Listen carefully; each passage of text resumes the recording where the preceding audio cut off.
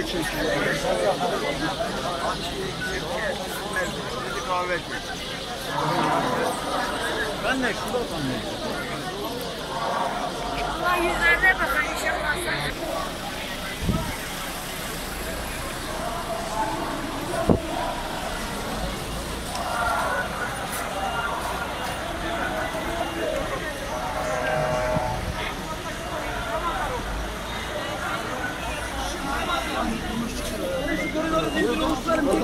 Kim varsa itekleyelim.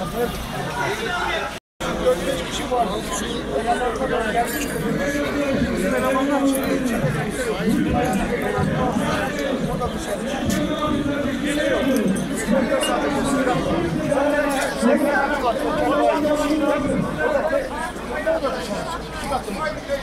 İki katlı bak burası fırın.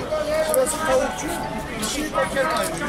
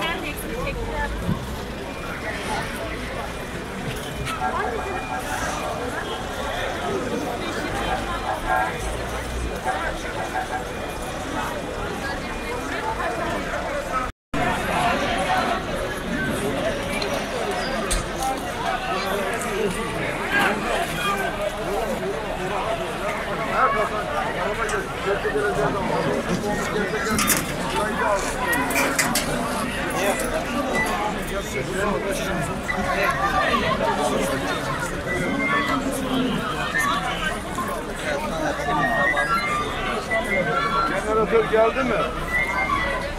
Jeneratörünüz var mı Berkan Bey?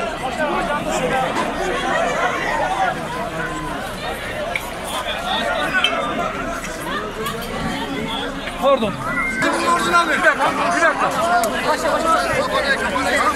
Açın ambulansları. Arkadaşlar. Çekin. Çekin.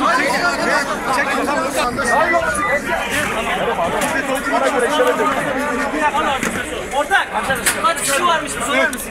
Kaç kişi var? Evet sordular. Tamam, kapıyı